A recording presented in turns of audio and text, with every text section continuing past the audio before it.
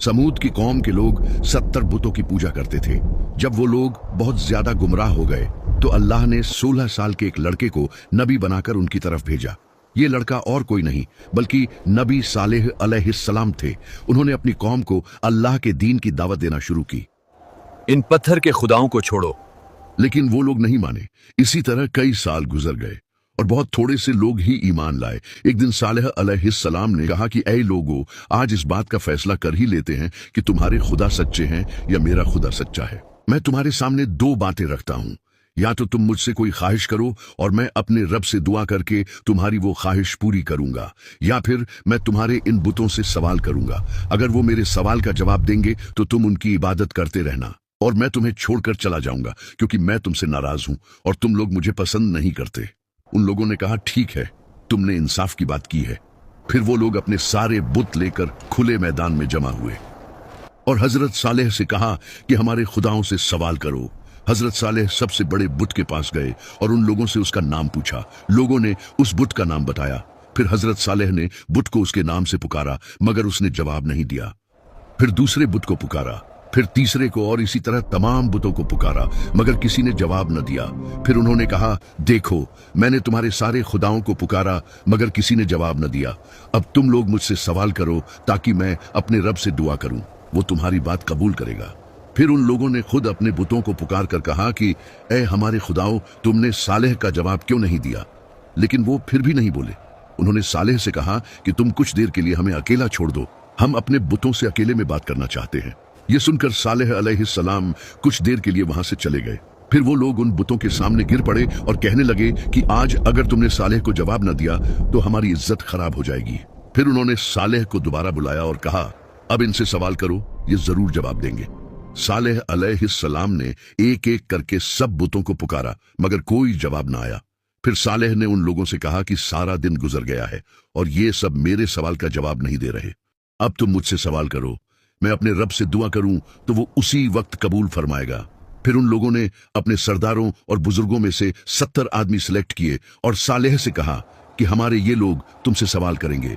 अगर ये लोग तुम्हारी गवाही देंगे तो हमारी सारी कौम तुम्हारे खुदा को मान लेगी।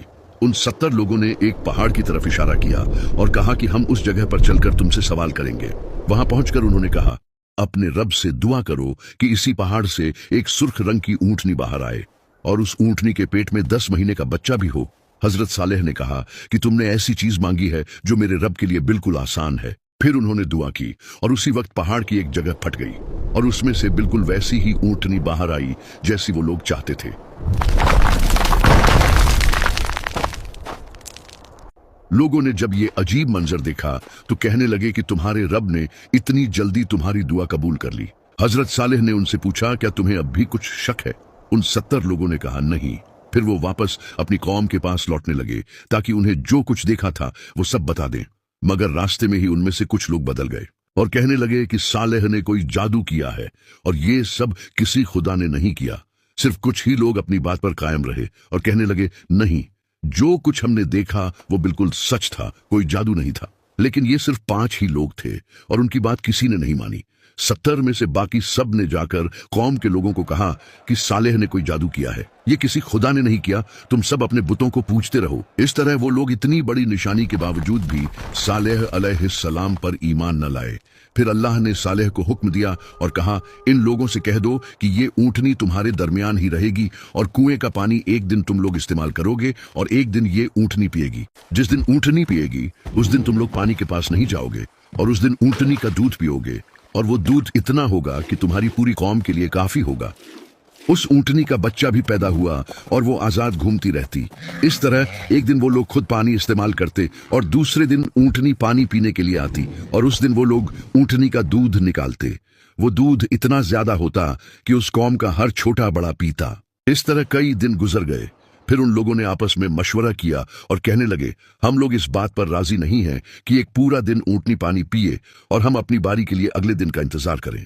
उन्होंने इस ऊंटनी को मारने की प्लानिंग की और 7 लोगों को सिलेक्ट किया। अगले दिन जब वो ऊंटनी पानी पीने के लिए आई तो उन 7 लोगों ने उस पर हमला कर दिया और उसे मार डाला। ये देखकर ऊंटनी का बच्चा पहाड़ की तरफ भागा और आसमान की तरफ मुंह करके ऐसी आवाज निकाली जैसे रो रहा हो।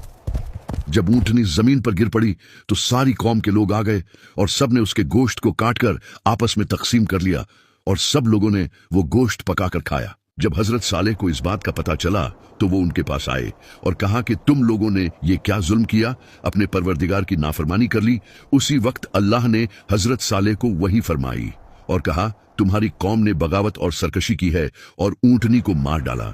इस ऊंटनी को मैंने अपनी निशानी के तौर पर इनके साथ रखा था और इसके रहने से इन लोगों का कोई नुकसान नहीं हो रहा था, बल्कि ये लोग तो इसका दूध पीते थे जो उनके हर छोटे बड़े के लिए काफी था। अब इनसे कह दो कि इनके पास 3 दिन का टाइम है। अगर ये लोग तौबा कर लेंगे तो मैं इन्हें माफ कर दूंगा, वरना मैं 3 दिन के बाद अपना अजाब भेजूंगा। हजरत सालेह ने उन्हें यह सब कुछ बताया और कहा कि अभी भी वक्त है, तौबा कर लो, वरना 3 दिन के बाद तुम पर अजाब आ जाएगा। वो लोग मजाक उड़ाने लगे और कहने लगे कि अगर तुम सच्चे हो तो ले आओ अजाब, हम तैयार हैं। हजरत सालेह ने कहा कि कल सुबह तुम लोग इस हालत में उठोगे कि तुम्हारे चेहरे जर्द होंगे, फिर दूसरे दिन जब उठोगे तो तुम्हारे चेहरे लाल होंगे और तीसरे दिन जब उठोगे तो तुम्हारे चेहरे काले होंगे। फिर अगली सुबह जब वो उठे तो उनके चेहरे जर्द थे। उनमें से कुछ लोगों ने कहा कि सालेह की बात बिल्कुल सच हुई है, लेकिन दूसरों ने उनसे कहा हम उसकी बात बिल्कुल नहीं मानेंगे, चाहे जो भी हो जाए। फिर दूसरे दिन उनके चेहरे लाल हो गए तो फिर से कुछ लोगों ने कहा कि सालेह की बात बिल्कुल सच हुई है, लेकिन फिर भी सबने कहा कि हम अपने उन बुतों को नहीं छोड़ेंगे जिनकी इबादत हमारे बाप दादा करते रहे हैं। फिर तीसरे दिन जब वो उठे तो उनके चेहरे काले हो चुके थे। फिर वो लोग परेशान हो गए और कहने लगे, लगता है सालेह का अजाब आने वाला है। लेकिन उन्होंने फिर भी तौबा नहीं की।